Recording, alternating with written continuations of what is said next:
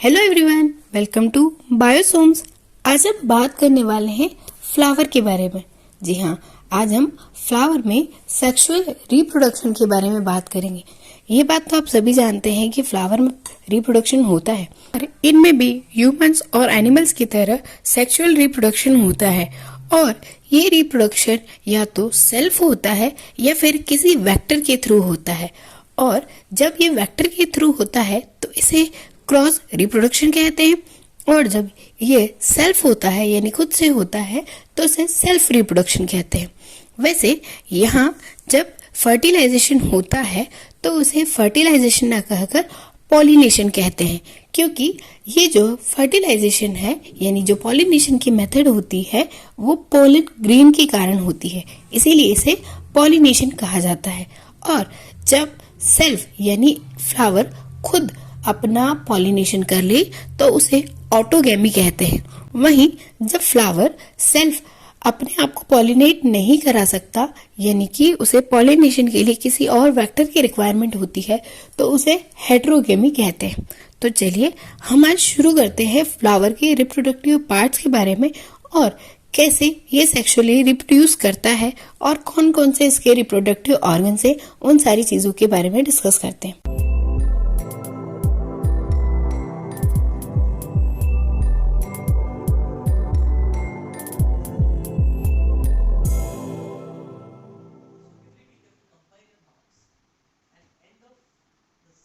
Flower, जब भी आपने फ्लावर को देखा होगा तो कभी भी दिमाग में ही आएगा कि पोलन ग्रेन्स क्या है, ये स्टिग्मा क्या है, ये सारी चीजें कैसी फॉर्म होती है।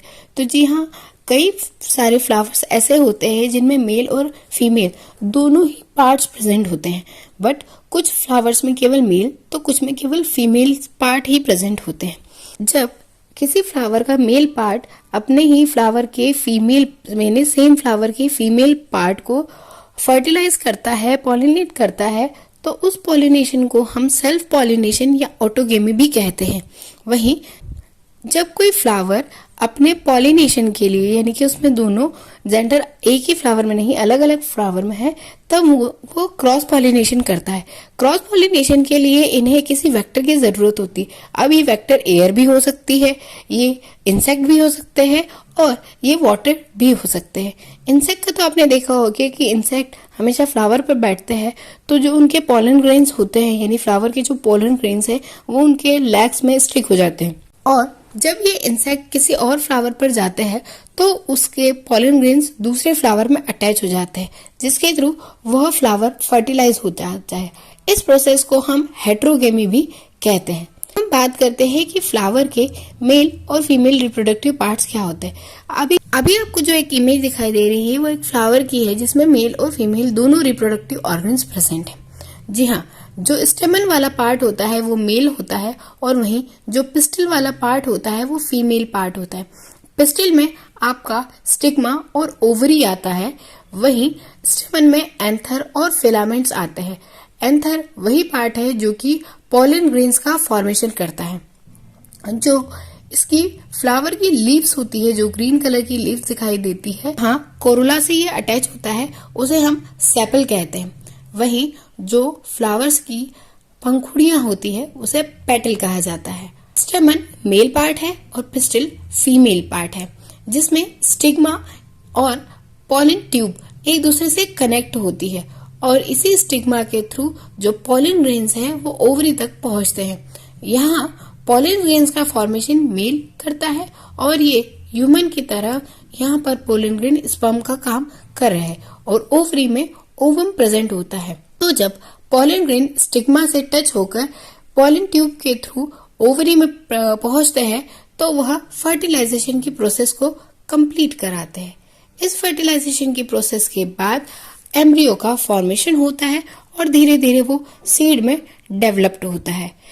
ये प्रोसेस नॉर्मल फर्टिलाइजेशन की है जिसे हमने पॉलिनेशन कहा। जब ये प्रोसेस सेल्फ यानी एक ही यदि फ्लावर में दोनों पार्ट्स प्रेजेंट हो तो ऑटोगेमी की हम बात कर रहे हैं। तो ऑटोगेमी में क्या होता है कि जो पोलन ग्रेन्स है वो स्टिग्मा पर जाकर अटैच हो जाते हैं। आपने कई बार देखा होगा कि फ्लावर्स की जो पेटल्स है वो अंदर की तरफ मुड़ने लगती है और धीरे धीरे वो जो फ्लावर के पोलन ग्रेन वाला पार्ट है वो अंदर मूव हो जाता है। तो जी हाँ, ये सेल्फ पॉलिनेशन ही होता है। ये सेल्फ पॉलिनेशन में जो स्टेमन वाला पार्ट है वो फीमेल पार्ट की तरफ मूव करता है और उसे फर्टिलाइज करता है, और इस प्रोसेस को हमने कहा है ऑटोगेमी। इसे हम सेल्फ पॉलिनेशन भी कहते हैं।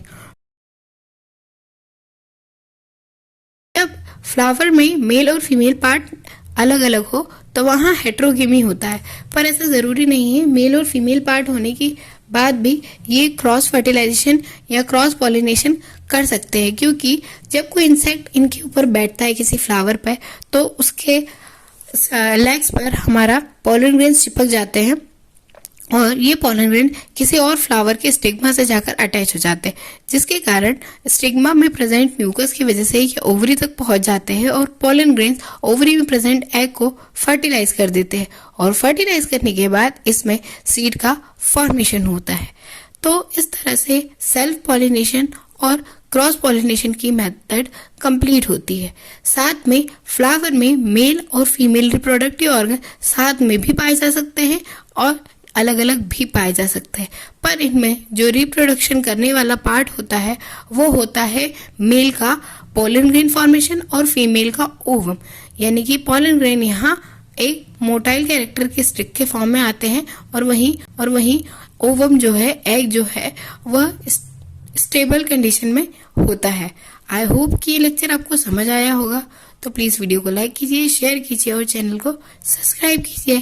थैंक्स फॉर वॉचिंग, और ऐसी इन्फॉर्मेशन के लिए जुड़े रहिए बायोसोम से। यदि आपकी कोई क्वेरी हो तो आप हमें कमेंट में मेंशन कर सकते हैं। Thank you.